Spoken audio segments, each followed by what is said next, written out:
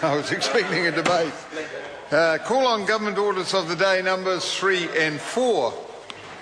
Taxation, Annual Rates, Returns, Filing and Remedial Matters Bill, Committee Stage. Trade Safeguard Measures Bill, Committee Stage. I declare the Housing Committee for consideration of the Taxation, Annual Rates, Returns, Filing and Remedial Matters Bill, and for further consideration of the Trade Safeguard Measures Bill. Mr. Chairman. Mr. Speaker.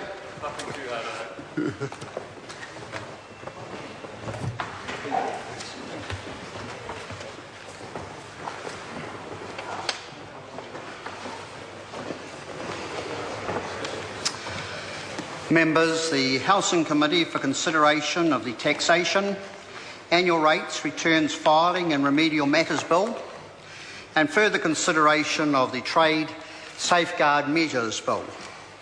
Members, we come first to the Taxation, Annual Rates, Returns, Filing and Remedial Matters Bill. The question is that Part 1 stand part. Mr. Chair. Mr. Chair. Dr. David Clark. Mr. Chair, thank you.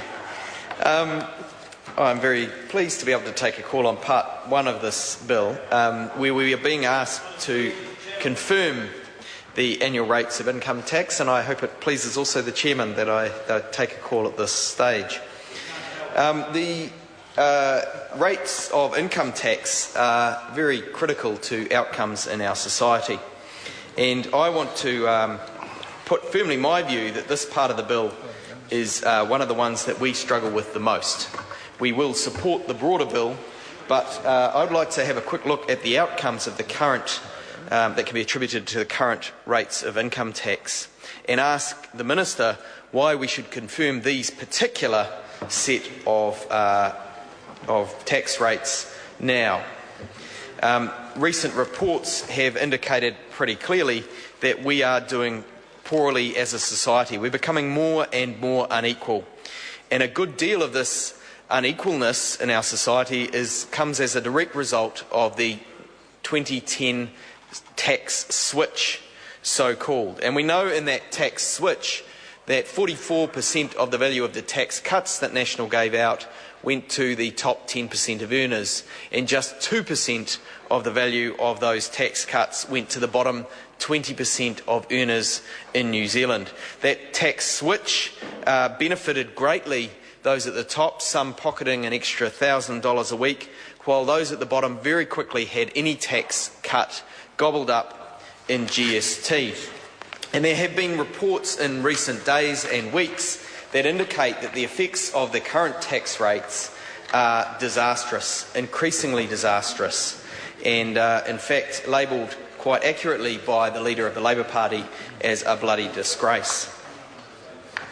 Firstly, I want to look at the Netherlands study commissioned by Every Child Counts, which came out on the 22nd of this month, and it indicated very clearly that we need to invest in policies that support children and parents and ensure that they have the right tools and support if we want to eradicate poverty in this country. And all the evidence shows, according to the report, that poor outcomes for kids with poverty cost taxpayers a good deal, and that is estimated at between $6 and $8 billion a year.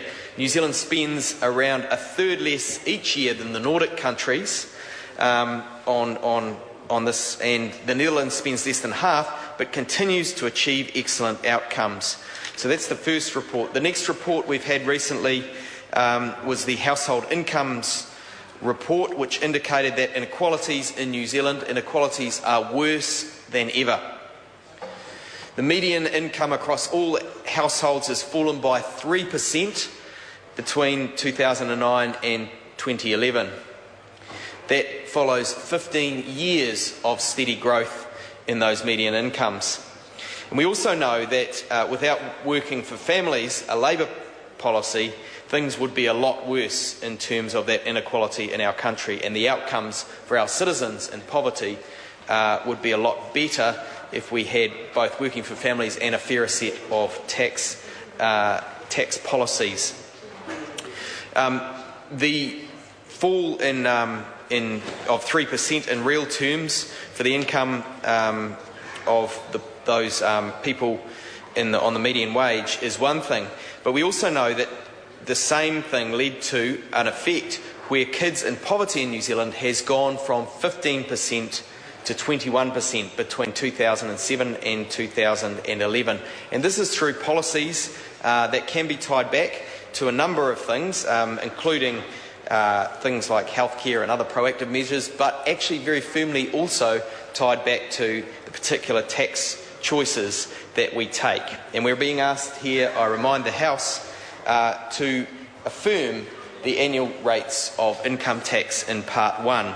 We're being asked to say that the current set of policies the government has in the tax area are fair and are leading to positive outcomes for our citizens. Mr. Chair, I wish to argue that they are not. The Children Commission report is the third of these reports that's come out recently that points to very unequal outcomes that I wish to draw attention to. It has indicated a 25% incidence of child poverty, 270,000 children in poverty, Mr. Chair. David Clark. And the costs of a poor start, as we've said, amount to around $6 billion for those children living in poverty that we pick up as taxpayers every year. So, Mr. Chair, I want to argue that these particular set of tax rates benefit the wealthy and not the wealthiest in our society in the short term, but actually bad for all of us in the long term, as they lead to disinvestment in social goods and also disinvestment in those things which are good for all of us in the economy, including public services and the right set of incentives to grow our economy. Mr. Chair, we've also learnt in recent days that 90 of the 100 wealthiest New Zealanders are not on the top tax rate. 90 of the 100 wealthiest New Zealanders are not on the top tax rate, and that in fact a full 50% of those with wealth over 50 million are not on the top tax rate in New Zealand. They are able to structure their affairs in such a way that they do not pay their fair share of tax.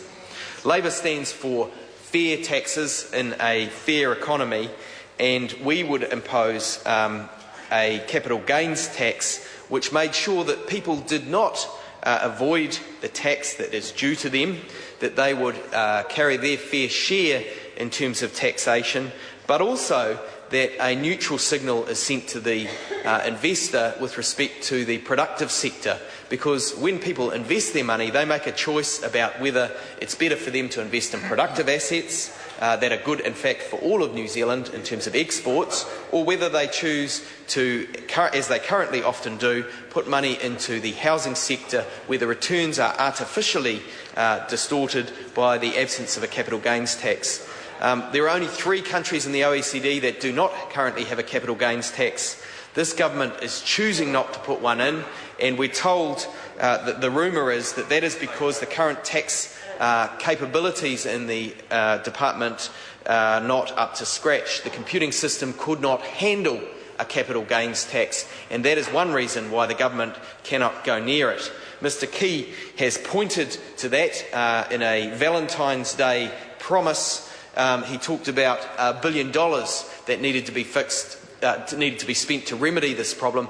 That doesn't seem to have been spent. We have no timetable, no understanding of when our tax system will be able to handle the changes that we need as a country. So, in fact, we're left confirming current policies by and large because our tax system, our tax computing system, will not handle the big changes that New Zealand needs to grow its economy, to be an effective country in terms of addressing the issues of poverty, and also to make sure that businesses have the environment they need to grow exports. And instead what we are faced with is a growing balance of trade deficit and children increasingly living in poverty. The largest gap between rich and poor that New Zealand has ever had on record is what we're faced with this week. It is a bloody disgrace David Shearer is right. We need to address these things. We need a fairer tax system where all New Zealanders know that if they put their shoulder to the wheel, they can get ahead,